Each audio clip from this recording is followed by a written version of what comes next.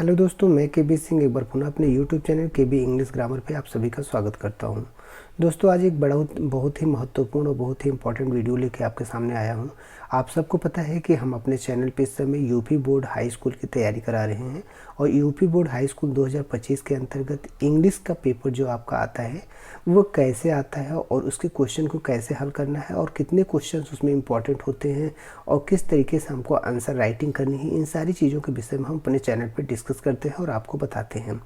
दोस्तों, इस वीडियो में हम कवर करने वाले हैं कि जो 20 क्वेश्चंस आते हैं, जो 20 क्वेश्चन आते हैं, मल्टीपल चॉइस क्वेश्चन आते हैं और OMR बेस्ड होते हैं, अर्थात आपको एक OMR सीट अलग से यूपी बोर्ड एग्जामिनेशन पीरियड में दिया जाता है। यूपी बोर्ड के परीक्षा हाल में एक OMR सीट दी जाती है। उस OMR सीट पे 20 क्वेश्चन अंकित होते हैं और वो 20 क्वेश्चन जो है आपको क्वेश्चन पेपर में होते हैं। उनका आंसर आपको उस OMR सीट पे राइट करना होता है, अर्थात गोले को सर्कल करना होता है। चूँकि ऑब्जेक्टिव क्वेश्चन होते हैं तो जो भी ऑप्शन सही होता है उसके ऑप्शन को सही टिक करके पेपर में उसी को आपको OMR सीट पर जो है उसके जो गोला होता है उसको आपको सर्कल करना है और इसके लिए आपको 20 क्वेश्चन पहले से बोर्ड द्वारा निर्धारित हैं। तो दोस्तों, ये बहुत ही आसान और बहुत ही अच्छा तरीका है आपको 20 में 20 क्वेश्चन का 20 में 20 सही करने का। तो अगर आप ध्यानपूर्वक अपने सिलेबस की तैयारी करते हैं और हमारे वीडियो पर बने रहते हैं दोस्तों, तो निश्चित रूप से आपके जो ये 20 क्वेश्चन आने वाले हैं OMR से रिलेटेड हैं, ये निश्चित रूप से आपके एक भी क्वेश्चन गलत होने वाले नहीं हैं। ठीक है दोस्तों, तो चलिए हम वीडियो को स्टार्ट करते हैं। इस वीडियो में हम आपको ये भी बता देना चाहते हैं, पिछली वीडियो में दोस्तों हमने आपको जो है 20 क्वेश्चन के अंतर्गत 8 क्वेश्चन जो डिस्कस किए थे, 8 क्वेश्चन हमने आपको बताया था कि जो 8 क्वेश्चन हमारे होते हैं जो ग्रामर से रिलेटेड होते हैं इन 20 क्वेश्चन में, तो उसको पिछली वीडियो में हमने डिस्कस किया था। इस वीडियो में हम डिस्कस करेंगे कि जो बाकी के जो हमारे 12 क्वेश्चन बचते हैं 9 से लेकर 20 तक, उनके विषय में हम इस वीडियो में डिस्कस करेंगे। आइए, जितने भी हमारे डियर स्टूडेंट्स हैं, जितने भी हमारे छात्र छात्राएं हैं, कृपया हमारे चैनल पर जुड़िए और अगर अभी तक हमारे चैनल को सब्सक्राइब नहीं किए हैं तो प्लीज़ चैनल को सब्सक्राइब कर लें, क्योंकि इसी चैनल पर आपको 20 में 20 अर्थात 70 में 70 लाने के लिए सारे के सारे ट्रिक बताए जाएंगे और सारा तरीका बताया जाएगा जिससे आप इंग्लिश के 70 में से 70 क्वेश्चन पूरा सही आंसर ला पाएंगे दोस्तों। तो आइए हम अपने टॉपिक को शुरू करते हैं और देखते हैं। दोस्तों, हमने आपको बताया कि इस वीडियो में हम देखेंगे कि जो मल्टीपल चॉइस क्वेश्चन 20 होते हैं उनके 12 क्वेश्चन हम इस वीडियो में सॉल्व करने वाले हैं। इन 12 क्वेश्चन को कितने आसानी से और कितने बेहतर तरीके से, देखिए ये जो क्वेश्चन दोस्तों हम आपके लिए ले आए हैं ये बहुत ही इंपॉर्टेंट और बहुत ही सिलेक्टेड हम जो है क्वेश्चन आपके लिए लाए हैं। इनमें से काफ़ी क्वेश्चन की उम्मीद है कि आपके बोर्ड एग्जाम 2025 के इंग्लिश पेपर में ज़रूर ही सिलेक्ट हो सकता है और आपको क्वेश्चन का आंसर यहाँ से मिल सकता है। इसलिए आप वीडियो को बिल्कुल भी स्किप मत करिए, ये वीडियो देखते रहिए। चलिए देखते हैं दोस्तों। तो पहला एक टॉपिक दिया है, आप सबको पता है दोस्तों, हमने आपको बताया था कि क्वेश्चन 9 और 10, पिछली वीडियो में हमने आपको बताया था कि क्वेश्चन 1 से लेके 8 तक, अर्थात क्वेश्चन नंबर 1 से लेकर 8 तक आपका अनसीन पैसेज और ग्रामर के पार्ट ऑफ स्पीच के क्वेश्चन रहेंगे, जिसको हमने पिछले वीडियो में बताया था। अब 8 के बाद दोस्तों 9 से लेकर 20 तक आपके हमने बताया था कि अब ये प्रोज और पोइट्री से सप्लीमेंट्री से होंगे। जी हाँ दोस्तों, क्वेश्चन नंबर 9 से लेकर क्वेश्चन नंबर 20 तक अब जो क्वेश्चंस आएंगे वो हमारे प्रोज, पोइट्री और सप्लीमेंट्री से होंगे। 5 क्वेश्चन प्रोज से होंगे दोस्तों, आपको हमने पहले ही बताया था। 2 क्वेश्चन आपके पोइट्री से होंगे और 5 क्वेश्चन आपके सप्लीमेंट्री से होंगे। इस प्रकार 12 क्वेश्चंस आपके बनते हैं। इन 12 क्वेश्चंस को हमने इस वीडियो में डिस्क्राइब किया हुआ है और आपको समझाने का प्रयास किया है। बहुत ही महत्वपूर्ण क्वेश्चन और आंसर हम आपके लिए सेलेक्ट करके दोस्तों लाए हैं। इसको बिल्कुल भी स्किप मत करिएगा, क्योंकि बहुत ही शॉर्ट वीडियो है, बहुत ही इंपॉर्टेंट है और ये आपके लिए बहुत लाभदायक होने वाला है। चलिए देखते हैं। तो दोस्तों, ये एक पैसेज आता है 9 से 10, क्वेश्चन नंबर 9 होता है, क्वेश्चन नंबर 9 और क्वेश्चन नंबर 10, ये जो होता है हमारे पैसेज से आंसर होता है। तो ये पैसेज दिया रहेगा, ये पैसेज आपका प्रोज सेक्शन का होगा। दोस्तों, ये जो आप पैसेज देख रहे हैं ना, ये पैसेज आपका प्रोज सेक्शन का होगा। तो प्रोज सेक्शन का ये पैसेज होगा और वहाँ से आपको 2 क्वेश्चन प्रोज सेक्शन के इस पैसेज से फाइंड आउट करना पड़ेगा और 3 क्वेश्चन और प्रोज से होंगे जो हमें ऑब्जेक्टिव टाइप के नीचे मिलेंगे, जो हम आपको बताने वाले हैं। तो आइए हम इस पैसेज को देख लेते हैं और इस पैसेज को समझ लेते हैं ताकि आंसर देने में हमें तनिक भी दिक्कत ना हो।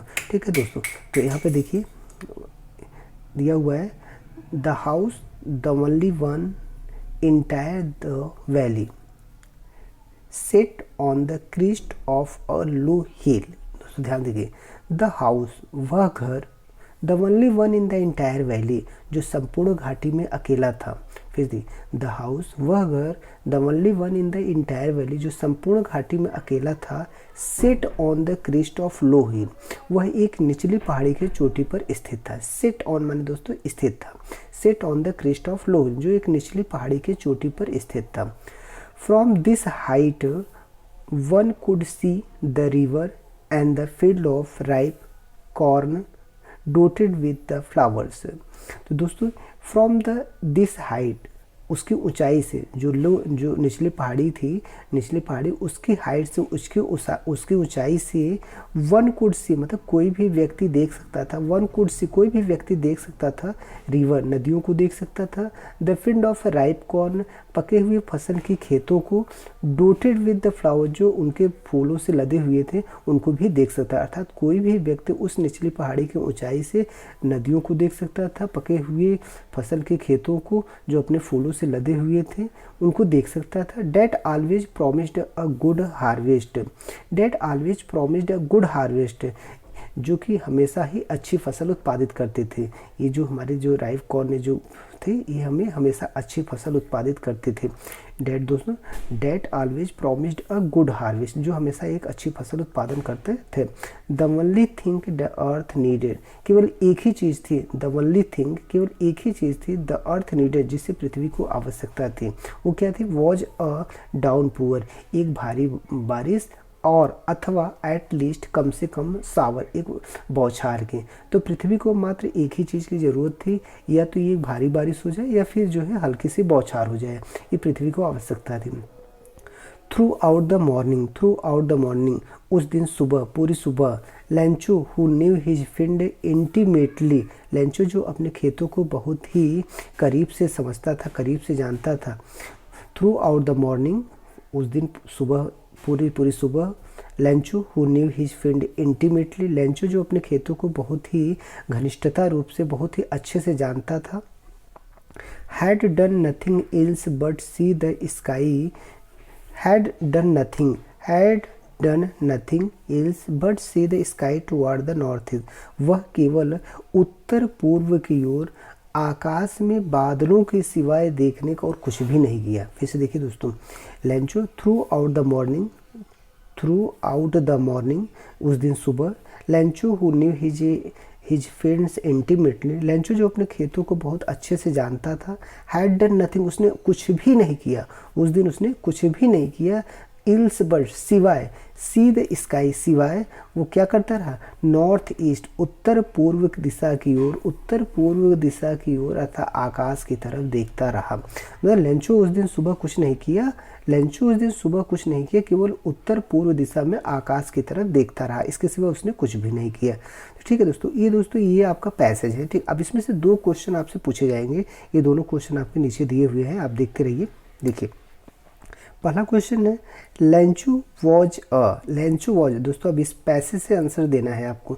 यहाँ देखिए पूछ रहा है लेंचो क्या था? लेंचो लैंडलॉर्ड, मालिक था, फार्मर था, लेबरर मजदूर था, वर्कर या फिर श्रमिक था। लेंचो क्या था? तो हमारे सभी दोस्त, सभी मित्र, सभी हमारे स्टूडेंट्स, छात्र छात्राएं सब समझ गए होंगे कि आंसर कौन सा होगा, चूँकि सभी पढ़े हुए हैं। तो लेंचो कौन सा है? ये जो है लेंचो क्या था दोस्तों? लेंचो एक फार्मर था। आइए दूसरा क्वेश्चन हम देखते हैं। The house was situated on the crest, देखिए the house was situated on the crest, जो घर था वह चोटी पे स्थित था। देखिए the house was situated on the crest, जो घर था वह चोटी पर स्थित था। ऑफ अ हाई, देखिए आंसर 4 विकल्प देखिए, ऑफ अ हाई हिल, एक ऊंची पहाड़ी की चोटी पर स्थित था, या ऑफ अ लो हिल, या निचली पहाड़ी की चोटी पर स्थित था, या नियर द वैली, या घाटी के पास में स्थित था, या of a near by village, या पास में ही गांव के पास में स्थित था।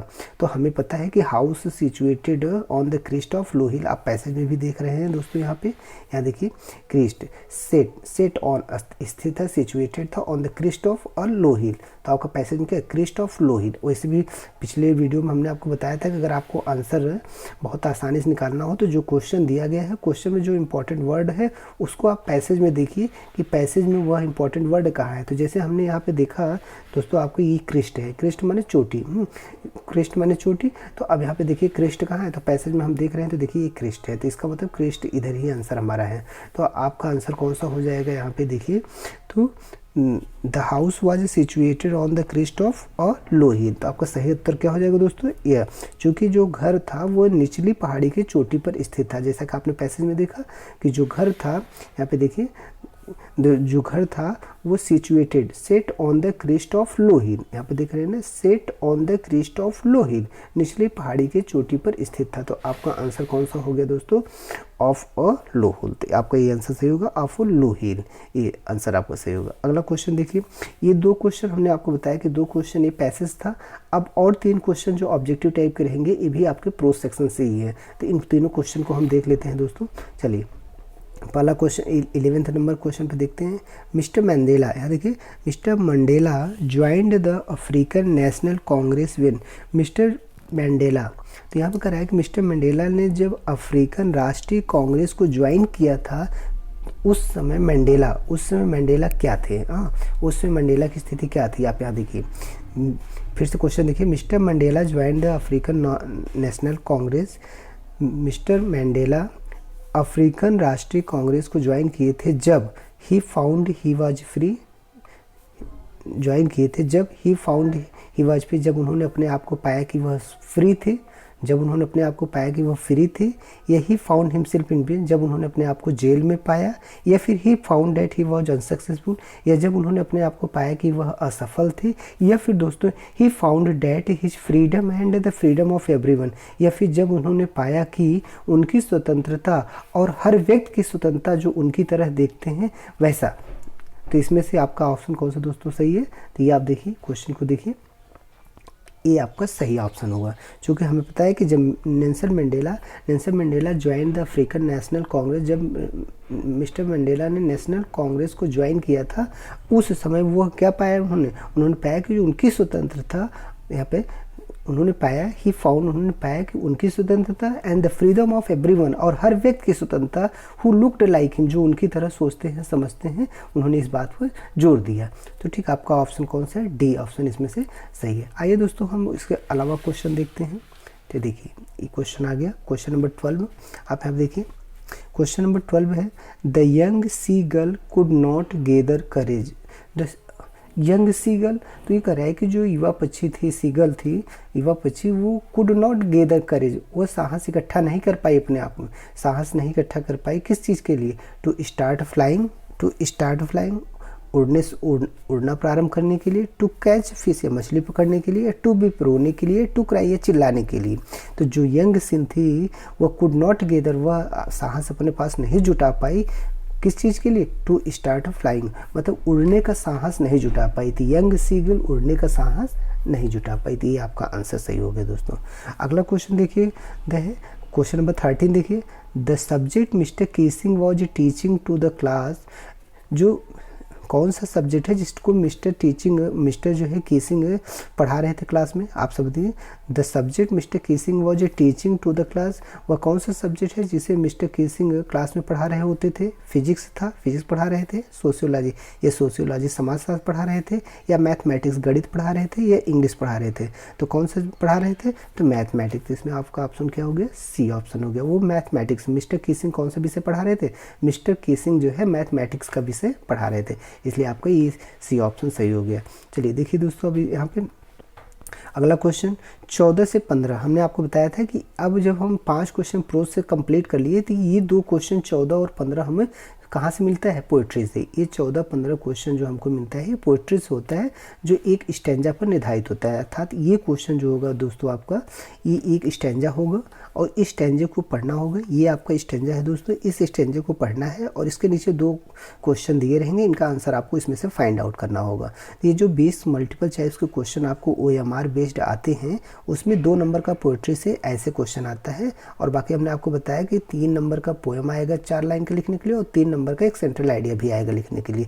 इस प्रकार से अगर देखा जाए तो ये कितने नंबर का क्वेश्चन आ रहा है दोस्तों, आप सब देख ही रहे हैं, 8 नंबर का यहाँ से आता है। तो चलिए हम देखते हैं, इस पैसेज को पढ़ना है, इस जो है स्टैंजा को पढ़ना है, इस स्टैंजा को पढ़ना है। एक्सट्रैक्ट मतलब स्टैंजा दोस्तों, इस स्टैंजा को आपको पढ़ना है और इसके नीचे के दोनों क्वेश्चन का आंसर देना है। तो देखिए, द वे अ क्रो, आप यहाँ पे देखिए, the way A crow shook down on me the dust of snow from a hemlock tree। दोस्तों a hemlock tree मतलब धतूरे का पेड़ होता है।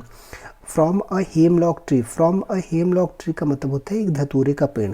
डस्ट ऑफ स्नो दोस्तों, डस्ट ऑफ स्नो माने बर्फ के कण, सुक डाउन माने हिलाया, ऑन मी माने मेरे ऊपर, द वे ऑफ क्रो माने कौवे। ठीक, तो कहने का मतलब अब क्या है दोस्तों कि जो पोएट है, जो कवि है, वो धतूरे के पेड़ के नीचे खड़ा है। आप ध्यान दीजिए, जो कवि है वो धतूरे के पेड़ के नीचे खड़ा हुआ है और उसी धतूरे के पेड़ के नीचे से ऊपर, फ्रॉम अ हेमलॉक, उसी धतूरे के पेड़ के ऊपर एक कौवा बैठ जाता है। देखिए, a crow from a hemlock tree, तो कौवा जो है धतूरे के पेड़ के ऊपर बैठ जाता है एंड सुक डाउन, और फिर वह जो धतूरे के पेड़ को है उसको सुक डाउन मतलब हिलाता है, और द डस्ट ऑफ स्नो, और बर्फ के कण ऑन मी, और मुझ पर वो गिर जाते हैं। कवि कह रहा है कि मैं धतूरे के पेड़ के नीचे खड़ा था, कवि कह रहा है कि मैं धतूरे के पेड़ के नीचे खड़ा था, एक कौवा जो धतूरे के पेड़ पर बैठा, और जब वह बैठा तो बर्फ के कण उस धतूरे के पेड़ पे जमे हुए थे, कौवे ने उस वृक्ष को हिलाया और बर्फ के कण मेरे ऊपर गिर गए। ठीक, आप तो यही समझिए दोस्तों।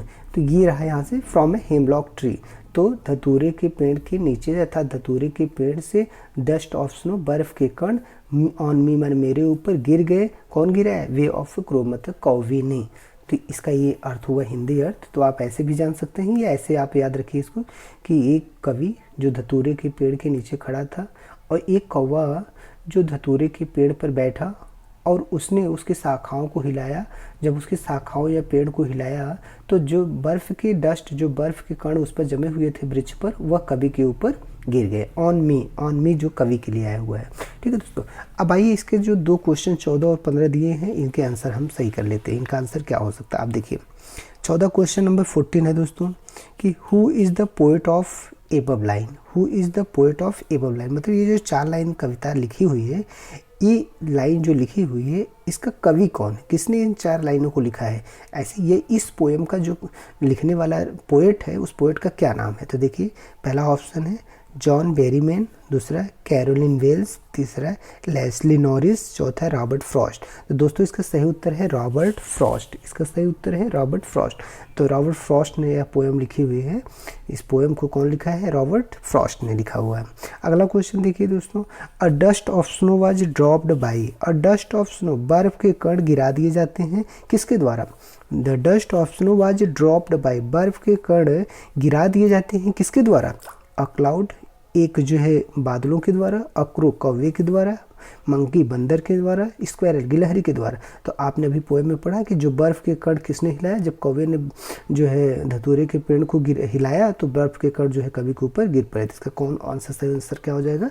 सही आंसर अक्रो, ये हो गया आपका।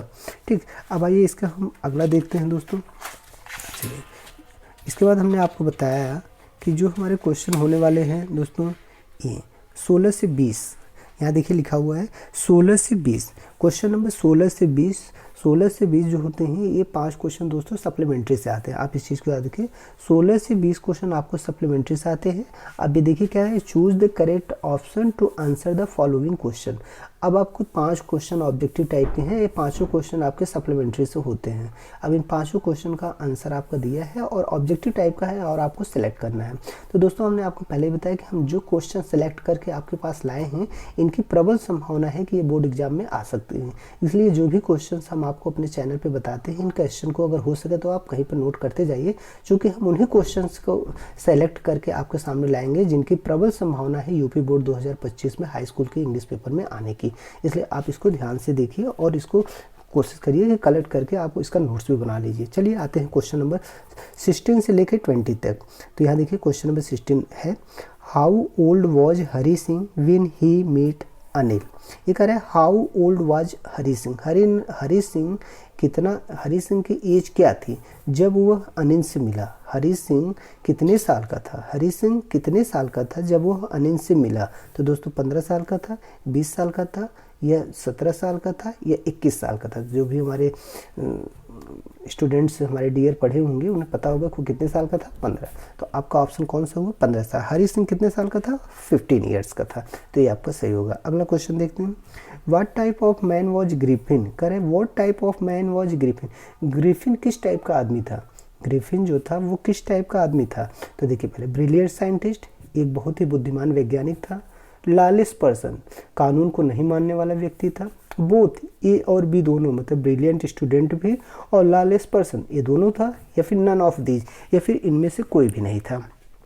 तो आप सभी हमारे सभी स्टूडेंट्स प्यारे जानते हैं कि वो एक ब्रिलियंट साइंटिस्ट है, एक बहुत ही बुद्धिमान वैज्ञानिक भी था, और हाँ कानून को नहीं मानता। इसलिए हमारा ऑप्शन कौन सा सही हो जाएगा, बोथ, मतलब ए और बी दोनों ऑप्शन सही है। तो इसलिए हमारा ऑप्शन सी सही हो जाएगा। अगला क्वेश्चन आइए देखते हैं दोस्तों। आप यहाँ पे ठीक क्वेश्चन नंबर 18 देखिए। क्वेश्चन नंबर 18 है the writer of the lesson the making of scientist. दोस्तों the writer of the lesson the making of scientist, the making of scientist का राइटर कौन है, लेखक कौन है। द मेकिंग ऑफ साइंटिस्ट, ये लेसन का नाम है आपका। The making of a scientist, ये आपके एक लेसन का नाम है। इस लेसन का राइटर कौन है, इसी को पता करना है। तो चलिए देखते हैं कौन सा है। रॉबर्ट डब्ल्यू पीटरसन, या रिचर्ड ई ब्राइट, या सिंक्लेयर लेविस, या रस्किन बॉन्ड। इसमें से कौन सा राइटर है इसका। तो इसका सही ऑप्शन दोस्तों कौन सा है, रॉबर्ट डब्ल्यू पीटरसन, ये आपका सही ऑप्शन है। ठीक, अगला क्वेश्चन आइए देखते हैं। क्वेश्चन नंबर 19, रामलाल से एल्डेस्ट डॉटर वॉज। रामलाल से एल्डेस्ट डॉटर वॉज, रामलाल की सबसे बड़ी पुत्री का क्या नाम था। रामलाल से एल्डेस्ट डॉटर वॉज, तो रामलाल की सबसे जो बड़ी पुत्री थी उसका क्या नाम था। तो उसका नाम था, सही ऑप्शन क्या होगा, राधा था, या रेखा था, सुलेखा था, या कमला था। तो सही ऑप्शन सी, उसका नाम उसका क्या था, सुलेखा था। आइए नेक्स्ट एंड लास्ट क्वेश्चन देखते हैं दोस्तों। देखिए क्वेश्चन नंबर 20 देखिए। Mr Pomfrey was Mrs Pomfrey was. तो मिसेज पम्फ्री जो थी वो क्या थी, एक गरीब औरत थी, एक स्वार्थी औरत थी, एक धनी औरत थी, जेंटल लेडी, एक बहुत ही सज्जन लेडी थी। कौन सा, इसमें सही ऑप्शन दोस्तों कौन सा, वो एक धनी लेडी थी, वह एक धनी लेडीज थी। दोस्तों इस प्रकार देखिए कि हमने इस वीडियो में हमने क्या कवर किया कि जो मल्टीपल चॉइस का आपके 20 क्वेश्चन आते हैं यूपी बोर्ड के इंग्लिश के क्वेश्चन पेपर में, उस 20 क्वेश्चन के अंतर्गत पिछली वीडियो में हमने 8 क्वेश्चन आपको बताया था कि 8 क्वेश्चन में आपको हमने बताया था कि ये ग्रामर पोर्शन से आते हैं। आज हमने 12 क्वेश्चन आपको बताया कि इन 12 क्वेश्चन में आपको क्या है कि प्रोज, पोएट्री और सप्लीमेंट्री क्वेश्चन मिल जाए।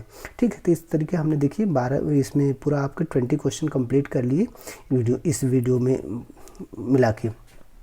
तो दोस्तों हमारे जितने भी वीडियो मॉडल पेपर इंग्लिश से रिलेटेड आएंगे चैनल पे, तो हम आप सभी से रिक्वेस्ट करते हैं कि आप सभी वीडियो को ज़रूर देखिए, बिना स्किप किए हुए देखिए। जो भी प्रिय छात्र या छात्राएं, ये हमारे स्टूडेंट्स जो है इसको अच्छे से देखते हैं और इनके प्रश्नों को विशेष देखते हैं, और इनका हम आपसे रिक्वेस्ट करेंगे कि जो भी हम क्वेश्चन आपको बताते हैं अगर आप उसको नोट करते जाएंगे तो आपको बोर्ड एग्जामिनेशन में तैयारी करने में काफ़ी बेनिफिट मिलेगा। और ज़्यादा प्रबल संभावना है, ज़्यादातर संभावना है कि जो क्वेश्चन हम यहाँ पर बताएंगे वे क्वेश्चन आपको बोर्ड एग्जाम में जरूर मिल जाएंगे दोस्तों। तो इस प्रकार आपके 20 के 20 क्वेश्चन सही हो सकते हैं। आगे आने वाले जो क्वेश्चन हम बताएंगे कि आपको 70 में 70 कैसे लाना है, उससे संबंधित वीडियो बनाएंगे। अब नेक्स्ट क्वेश्चन जो हम बनाएंगे सेक्शन बी का, चूँकि सेक्शन ए के अंतर्गत हमने आपको बता दिया कि 20 क्वेश्चन जो मल्टीपल चॉइस होते हैं कंप्लीट कर लिए। अब आगे सेक्शन बी में जो क्वेश्चन होंगे वो नेक्स्ट वीडियो हम आपको बताएंगे। ठीक है दोस्तों, इस वीडियो को हम यहीं पर समाप्त करते हैं। साथ ही साथ हम आप सभी से रिक्वेस्ट करते हैं दोस्तों, यदि अभी तक आप हमारे चैनल पर नए हैं ना, तो चैनल को सब्सक्राइब कर लीजिए और बेल आइकन को जरूर प्रेस कर दीजिएगा ताकि आने वाले वीडियो का नोटिफिकेशन आपको मिल जाए। साथ ही साथ दोस्तों हम आपसे बार बार रिक्वेस्ट करते हैं कि यदि अभी तक आप लोगों ने चैनल नहीं सब्सक्राइब किया, सब्सक्राइब कर लीजिए, और साथ ही साथ जो है दोस्तों बेल आइकन को जरूर प्रेस कर दीजिएगा। अगर हो सके दोस्तों तो वीडियो को लाइक तथा शेयर और कमेंट जरूर करिएगा, इसे हमें अच्छा लगता है और मेरा वीडियो बनाने का मन और भी तीव्र हो जाता है। ठीक है दोस्तों, इस वीडियो को यहीं पर समाप्त करते हैं। Okay, thank you guys.